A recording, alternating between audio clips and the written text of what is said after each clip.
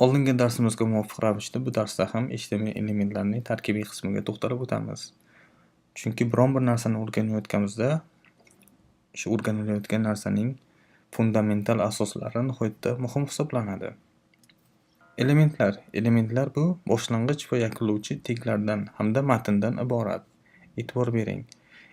H1 hamda yakunlovchi H1 bular HTML taglar hisoblanadi hamda mening ismim bu matn. Bular birgalikda elementlar deb hisoblanadi. Elementlarni har doim kichik harflar bilan ishlating. Doctype hamda HTML. Doctype bu HTML sahifalar qaysi versiyada yozilganligi haqida brauzerga ma'lumot yetkazib beradi. Agar Doctype HTML bilan yozilganda, bu HTML5 versiyasi orqali yasalganligi haqida brauzerga ma'lumot yetkazib beradi. HTML ikkita qismdan iborat. Head, ya'ni bosh qismi, foydalanuvchiga ko'rinmaydigan qismi, hamda body, tana qismi sahifasi, ya'ni bu foydalanuvchiga ko'rinadigan qismlardan iborat. Head qismiga ko'proq to'xtalib o'tadigan bo'lsak, aytib o'tganimizdek, head qismi foydalanuvchiga ko'rinmaydigan qismi hisoblanib, lekin u brauzer uchun kerakli bo'lgan muhim ma'lumotlarni o'z ichida saqlaydi. Bundan tashqari, head qismida biz sarlavha nomlari, muallif nomlari hamda CSS va JavaScriptni ham yuklashimiz mumkin. Bundan tashqari, barcha qidiruv tizimlariga uchun foydali bo'lgan ma'lumotlarni ham head qismidan topishimiz mumkin. Misol keltiradigan bo'lsak, mana Apple kompaniyasining veb-sayti va sichqonchaning o'ng tugmasi inspect orqali biz HTML sahifasi qanday tuzilganligini ko'rishimiz mumkin. E'tibor berganingizdagi birinchi avvalambor Doctype HTML, ya'ni HTML5 versiyasi orqali yasalgan hamda asosiy ildiz tag, ya'ni HTML tag va uning ichida ikkita asosiy elementlar head hamda body qismidan iborat. Head qismida ko'rib o'tganingizdagi bir qancha ma'lumotlar bor.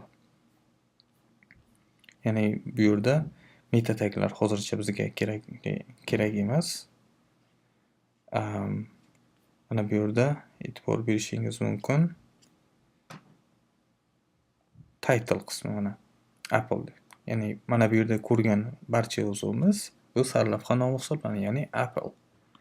Buni o'zgartirishimiz mumkin. Olma. Sahifamiz nomi endi olma bo'ldi. Bu yagonagina foydalanuvchiga ko'rinadigan qismi hisoblanadi. Head elementining tarkibidagi yagona element bu title hisoblanadi. Va keyingi elementimiz body element. Ya'ni aytib o'tganimdek, foydalanuvchiga ko'rinadigan qismi. Biz ko'rib turgan barcha elementlar, mana bu yerda ko'rib turgan barcha elementlar bu body qismida joylashgan. Mana buni belgilash orqali barcha body elementida joylashgan elementlarni o'z ichiga qamrab olganini ko'rishimiz mumkin. Ya'ni aytib o'tganimizdek, elementlar har doim boshlanuvchi hamda yakunlanuvchi taglardan tashkil topgan deb. Bundan mustasno qilib, bo'sh yoki yakka elementlar ham mavjud. Ya'ni bularni so'nggi yakunlovchi yoki berkituvchi shakli yo'q, mavjud emas.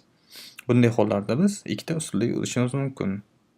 Ya'ni biri bu degani break degani, ya'ni yangi qatordan boshlab yozadi.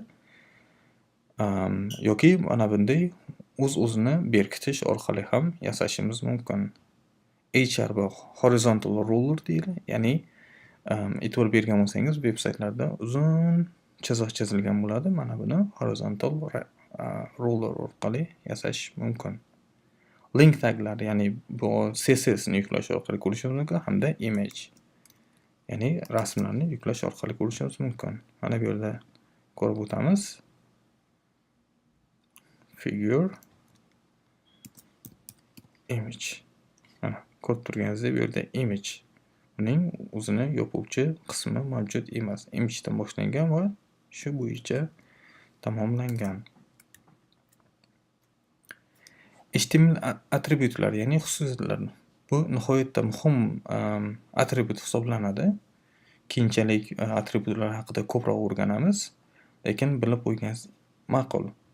Atributlar ism, ya'ni nom va qiymatdan iborat bo'ladi. Ya'ni klass bu, klass turlari. Bular haqida ko'proq keyinchalik to'xtalib o'tamiz.